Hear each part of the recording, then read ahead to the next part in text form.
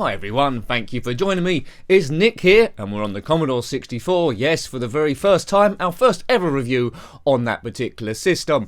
And we're going to be playing Stunt Car Racer. Hurrah! A game I really enjoyed on the Commodore Amiga, so we're interested to see how this one compares. Developed by Jeff Crammond and published by Microstyle in 1989.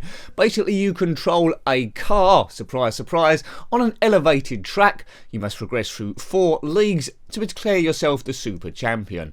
Now each league has 2 tracks in it and 2 opponents.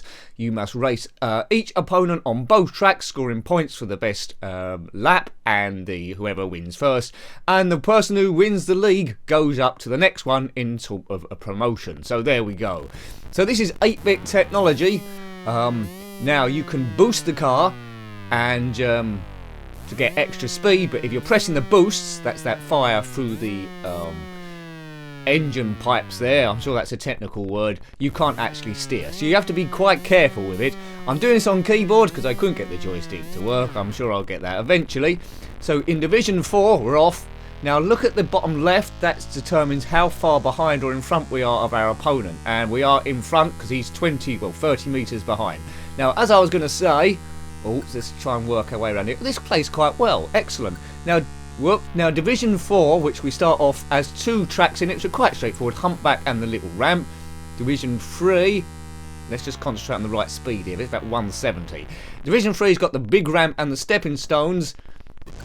Division 2, roller coaster and the high jump. And number 1, drawbridge and the ski jump. You can see we have to do 3 laps in each race. We're currently on lap 1. You see next to that with B, that's how many boosts we got left. We don't really want to run out of those. So here we go. God, this is playing really, really well. I mean, I haven't got too much of a reference on the Commodore 64, what's good and what's not, because I didn't own it back in the day. So we're just learning this as we go through. But this seems really, really impressive. I mean, it's comparable to the Commodore Amiga version. Of course, Commodore Amiga, the track's more filled in. I think it's around about the same speed, and when you go to the higher elevations, the track either side is red and white, the sides of it, but this plays good. So let's concentrate on playing it well. Now you see a crack on the top roll cage bar there. If the crack goes all the way along, your car is ruined, and you can try and limit the damage by not going off the track and not crashing into your opponent and landing in the right places, like there. Okay, so every so often you'll see the crack expand. Also played this game on the ZX Spectrum 128K, which has been reviewed. That was good as well.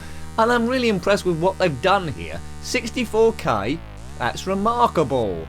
I like the way that there's no colour bleed on this. I don't know if the Commodore 64 suffers from colour bleed at all, but the sky looks very different from the track. Good animation. I'm a big fan of this one. And if all Commodore 64 games are as good as this one to play, I'm really looking forward to going through all of them.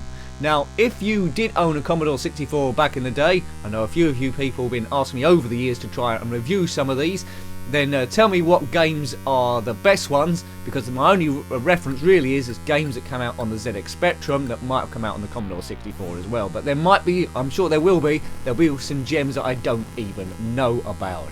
We'll probably come to Manic Miner a bit later on the day, because that's another big one from the Spectrum. But this is all about Commodore 64 now. Here we go. So people have been asking and asking and asking, Nick, why don't you review Commodore 64 games? Hopefully this makes you happy. The channel's on a 1-month trial at the moment, going full time. If you want to support on Patreon to try and extend that, that'd be most welcome. It's patreon.com/njenkin. But the Commodore 64 games are only just going to be for this month. So I'll try and get out about 2 a week. That's if I have to go back for working, of course. Here we go, right. So we're in the lead. We've over a kilometre in the lead. I think we got this race won.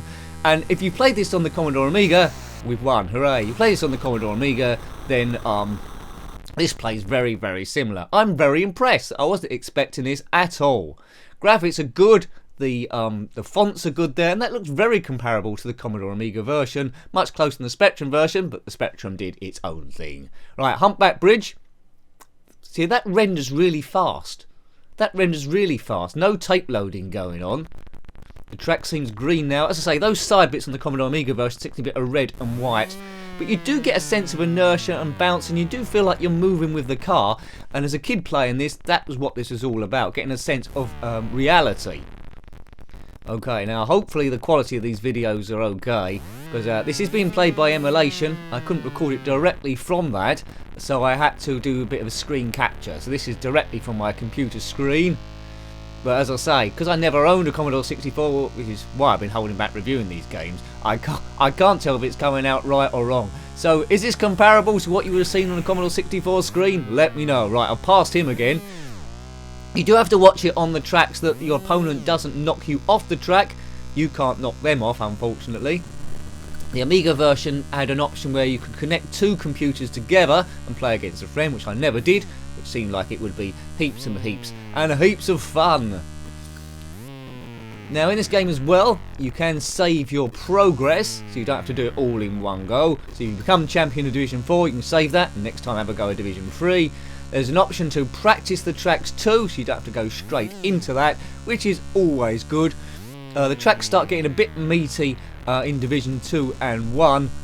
Ski jump in particular, where you must go up a big ramp and jump a thing in the middle, a big pillar. And that's when you really have to start being careful of preserving your car so it doesn't take too much damage. Maybe easing off the boosts as you go into the corners. Drawbridge is a good one. As its name suggests, the track's going up and down in a bit of a ramp. Go up too steep and then you're going to, well, have massive damage. You've got to go over that as shallow as possible. But typically a rule of thumb is going up these at 170 or 140. What we'll do in this review, we'll do Division 4 because I'm quite confident, because the gameplay is similar, that I will qualify out of this, and then we'll do one race on Division 3. I think it might be the stepping stone, so it's a little bit challenging. Go, go. The engine sounds are good here.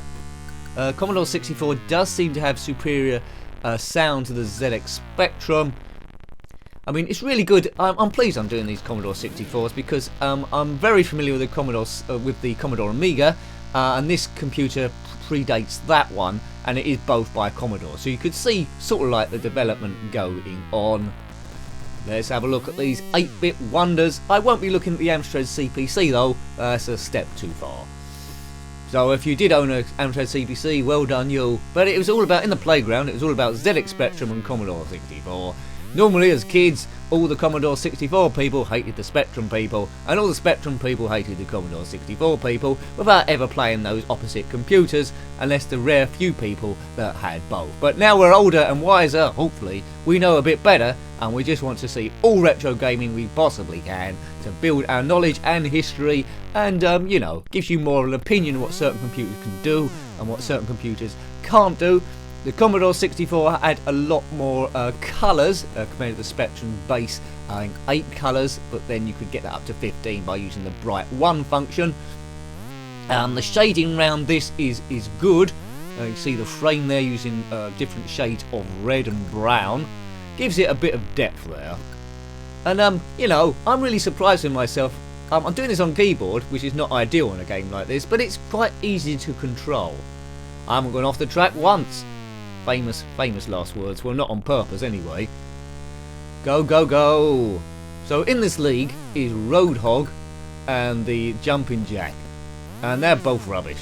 The Amiga version, you see actual graphics before the race of what your opponents look like, which does add an extra dimension to it, but both 8-bit versions I've looked at, the Spectrum and the Commodore 64, don't have that. Probably memory requirements, and we've won that race again. All 3 laps done, and we've won by 1.3 kilometres. Hurrah! Don't get lapped. Now, if you go off the track, it's almost impossible to catch back up again, unless you're on Division 4. The Humpback.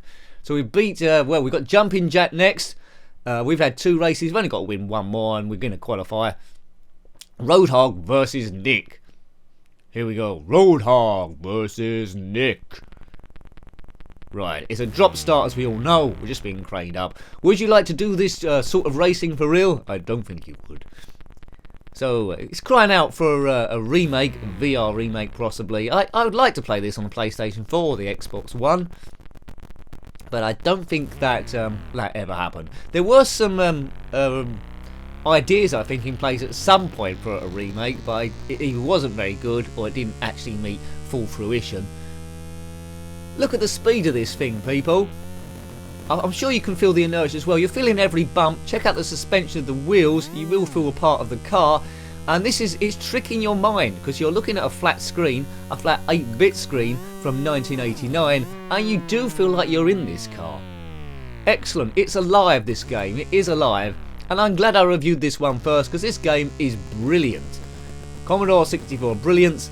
I don't know where it comes in people's top 10s of Commodore 64 games of all time, but hopefully it'll be in there, unless all games are brilliant. I don't know, we're soon going to find out, but this must be one of the best racing games for sure. On the Commodore Amiga, it's probably my favourite, or at least in the top 3. It probably is my favourite, to be honest. Go, go, go! I wonder if Test Drive 2 come out on the Commodore 64. I'll have to check that one out, because that's a favourite of mine. If it plays similar to this, comparatively to the 16-bit versions, I'll be quite happy. I'm going to have to track that down, I think. Test Drive 2. But the music is great on the Commodore Amiga. There was no music on Stunt Car Racer on this or the Commodore 64, so not too much of a drop down. My fastest lap, as you've seen there in the bottom right, 49.85. I think my best laps I can ever do, I think was like late 46s. But you can really let the car rip here. But as I say, don't do boosts around the corners, because it limits your turning circle and then you can't get round. Lap 2, we're going to win this race for sure. Racing does get closer the further you advance. Once you complete the game, so win Division 1, I think you start again from Division 4, but you've got a more powerful car. At least you do in the Commodore Amiga version. I'm not sure this one can go much quicker than this. It must be pushing it to the limits with these vector graphics. Plain vector graphics. Well, I suppose they are slightly shaded, aren't they? This is brown. The Commodore 64 could do brown, Spectrum couldn't, unless it merged red and green together and you were standing from a distance. From a distance. Whee! Boom. One thing I would say, the colours, I don't know if it's because there's more colours they're playing with, the colours seem a little bit more washed out than the Spectrum games. Spectrum games always seem crisp and vibrant. As I say, this is only the first one I've reviewed, so we'll have a look here. The brightness seems less, but maybe that's more real, maybe that's more realism. Sky's like a bluey purple. Purple rain, purple rain. 47.54 was our last lap. This is the last lap we're doing.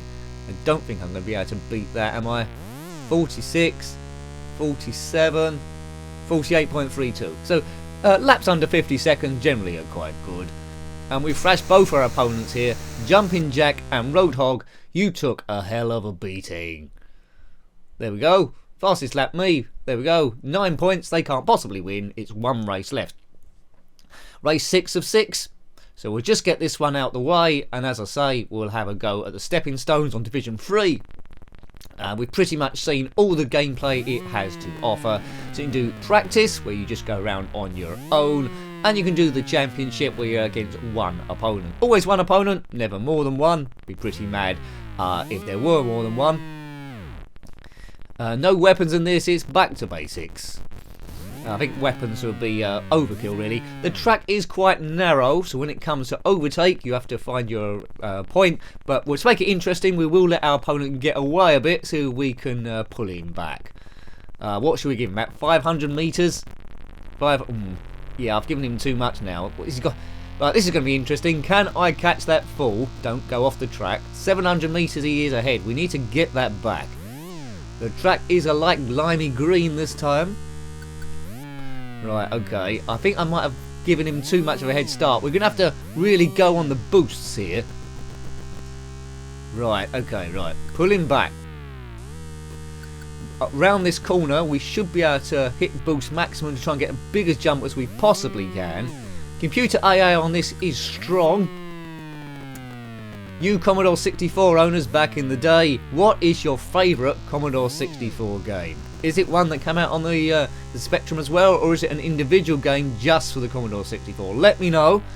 And in this month, where we on the trial, probably going to do 2 games a week, so we're probably going to have about 8 in total Commodore 64s, so not many.